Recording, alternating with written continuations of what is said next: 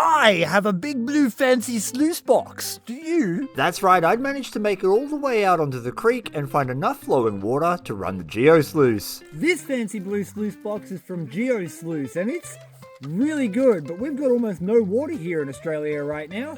At least not where I'm from. So it's a good opportunity to try and use it, because we've got water.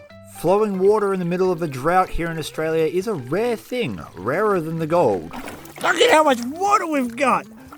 Fists full of water. And something that I'm really excited about, I bought a scoop! And if you look down the creek, I also bought a Gadsy. Hey, I'm walking here! One of the easiest places you can check to find gold on literally any river, creek, stream is where there is high friction. And high friction can be produced by logs, sticks and trees. And you can just see how much flood debris has packed up in these trees. And this cuts directly across the main creek channel. And there is premium good gold here. I'm still in a t-shirt. And most of the time I'm wearing shorts, but in the mornings now it's dropping down to about 1 degree centigrade. 1 degree. 1 degree centigrade. Degreed sounds better than degrees, Gadsy. So the water is icy. Luckily I have sickness to keep me warm. Don't catch any viruses from me while you're sitting down. Cover your mouth. I'm not washing my hands, I'm on a creek. Hey, I'm walking here. It really looked like the creek had been collecting gold in this area for quite some time because there was a lot of it. The gold where I work is super fine because it comes from a glacier, meaning you need a lot of turbulence to get this tiny gold to drop out, and that's exactly what we've got with those logs crossing the creek. And believe it or not, that gold is a very bad pan for this area. We're getting 3 to 5 times that amount per pan from the good spot. And we're going to take advantage of that by feeding it all through this sluice box. With lots of small gold in the ground and lots of dirt to process, it was the perfect opportunity to use my Geo-Sluice. Of course I got my Sydney Tools bucket and my Matt's Crevice Tools classifying basket. These things are awesome because once you finish gold prospecting, you can fry your potato chips in them.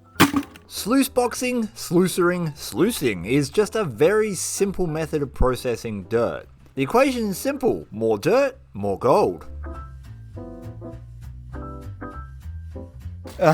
Tiny bucket, tiny classifier, tiny lung capacity. Clearly I'm compensating for a lot. Finally. I don't have to use my meat scoops. It means I'll have fingerprints for crimes later. I've started to really appreciate drop ripple sluice technology. It seems to be far more efficient than most of the other mats that are on the market, and the thing that I personally like the most is that it requires a lot less water velocity. And that's pretty important when, like us, you have very little water to work with, or at least very little flow rate to work with.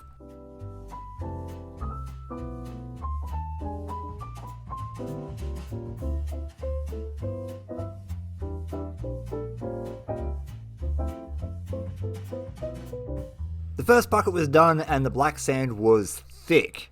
For a 10-litre bucket, sir, you certainly held a lot of black sand. And we know that there's a lot of fine gold in this stuff, so here's hoping that we get a good take for today. The water's slowing down on this edge, and the gold's starting to drop out in this section here. I've already worked a lot of the surface gravels here, and the surface gravels are where it's at because it's flood gold. And I followed it through into the bushes, and in this section here, we're getting 200 to 300 specks a pan. Don't get me wrong, they are very small specks. Like that speck there. That's what I would consider to be a big speck from this spot. Thankfully for me, he had a lot of friends. There were little pieces of gold dotted all over the test mat at the top of the sluice. The other thing that gives it away that this is going to be a premium spot is the sheer volume of black sand I have in my sluice box right now. Don't bother coming and looking for tin on Reedy Creek. I found it all. Literally all of it. There's none left. Go find your own. And it wasn't just black sand. Occasionally, I'd even spot a piece of gold. Right, there's a lot of roots in the way here.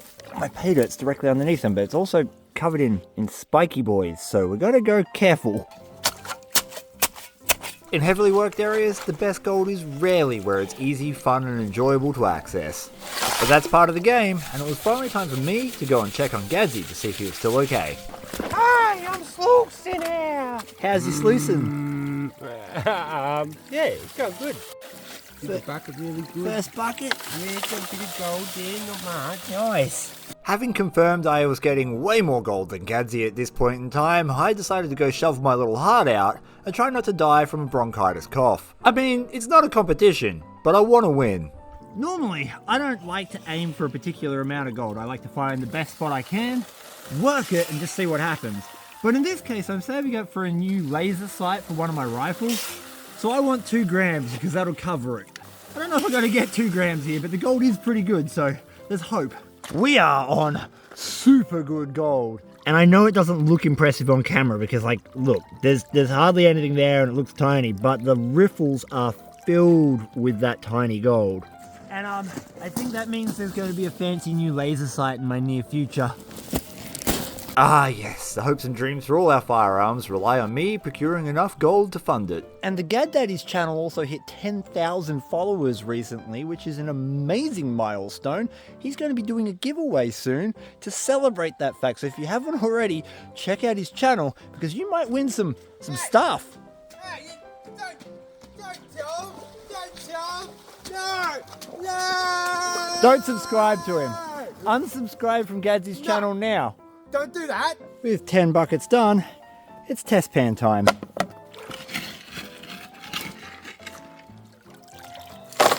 You can move a lot more dirt with a sluice box, and the problem that you're going to run into is that if you don't follow the gold, then it's very, very easy to accidentally run worthless dirt. And so we are test panning to make sure that we're still on the gold. Well, we can still call ourselves tin miners, so that's something. And the boogers in my nose are ever increasing, so oxygen's becoming a problem. I do need gold though, and it looks like we've still got plenty of that fine glacial gold. And 100 flakes of gold is like probably 20 billion bucks these days with the way the price is going. Like many people in this world, I need 20 billion bucks for lasers and ammunition and food supplies and a goat. Will it frisbee? Yes. The only problem with working around sticks is that you've got to work around sticks. If you know, you know.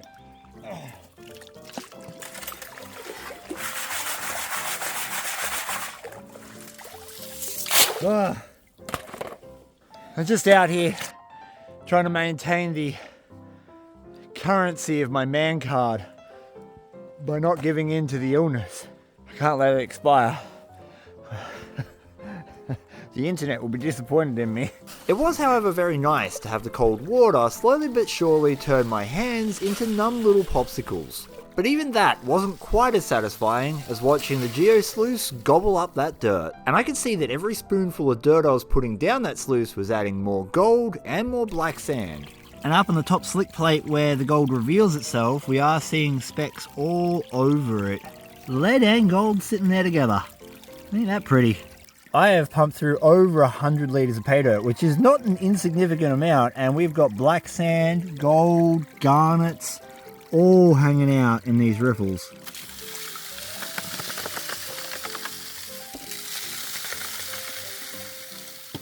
Tipping the last of the bucket into the sluice box, and we've got gold all over the wall of the bucket. We are on rich ground today. The gold is looking mighty fine in some of those top riffles. Sponsored by Miller with Cheese, watching the world's best prospecting show. Gadsy! Come and get it! Come and get it! You want it? You want it? Come on! Contrary to popular belief, this video is not sponsored by Miller with Cheese or Dare. It's sponsored by The Old Mouldy. That's my own shop. If you want to find gold in your underwear, on your couch, at home, check out theoldmouldy.com.au. You can pick yourself up something nice, like some gold or a used tissue. Oh, rate that blow. It's an awkward spot. So much of being successful at sluicing is about the commitment to running dirt. It's far less taxing on the body than panning is, but that means that you're going to have to get over the monotony of repeating the same process again and again and again. It's very difficult to not clean out your sluice box to see the gold, and just keep running dirt. The amount of black sand accumulating at the end of the sluice is quite impressive. Sluice boxes are meant to shed off black sand. They are meant to do it, so we're not too worried about loss in this case. And an easy way to tell is you can literally just grab a handful of tailings, come to the front of your sluice, find an area that has no gold, so somewhere around there. Watch the black sand. And we didn't add any specks of gold to the sluice, so we're good. It is just fun re-adding the black sand to it though. How much there is. No wonder Gadsy was appreciating it. In total, I have run 20 buckets. That's 200 classified litres of pay dirt. And this pay dirt is no joke. It is loaded with gold. So I'm expecting a really good clean out from this. That is actually impressive how much black sand's in there. But with 20 buckets done, and me unable to feel my hands anymore, it was time to clean out. Oh, that is ridiculous. This is going to take so long to clean up. Ooh. This is the slick plate. That's the first riffle. Look at that. Oh my God. It is going to be a good cleanup. We've got exactly the same in the next riffle. It's all through it. And that's just the thing about small gold. It doesn't usually show up on the surface of the riffle when you're running it, but deep down underneath all the black sand, it'll be accumulating in big numbers. Oh, we're getting new gun bits and ammo. This is loaded. This is loaded. So it was home time to do the cleanup. Sometimes I film the cleanup, sometimes I don't. In this case, I feel like it's appropriate. I've gone through and classified my concentrates. We're not going to find any gold in this stuff at all. This will be where our gemstones are, possibly some sapphires and garnets. This is where our gold really is. I've only done 4 little scoops of dirt. Unfortunately, I've got really crappy lighting, so seeing the gold in here is going to be difficult. But can you see the amount of gold we've got for just 4 little scoops? Let's do another. Oh yeah, you can see the gold just sitting on it. Let's enjoy this.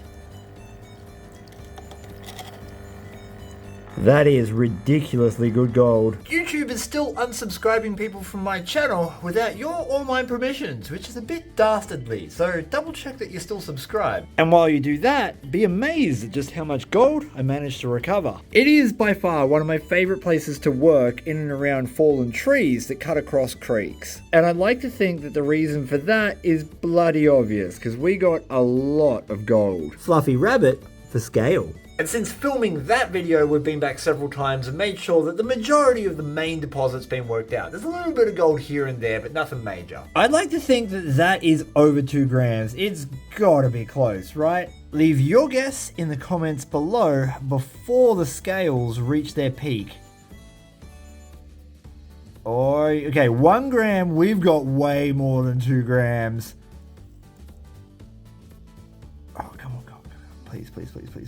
Please be more than 2. Please be more than 2. Oh, it's going to be close.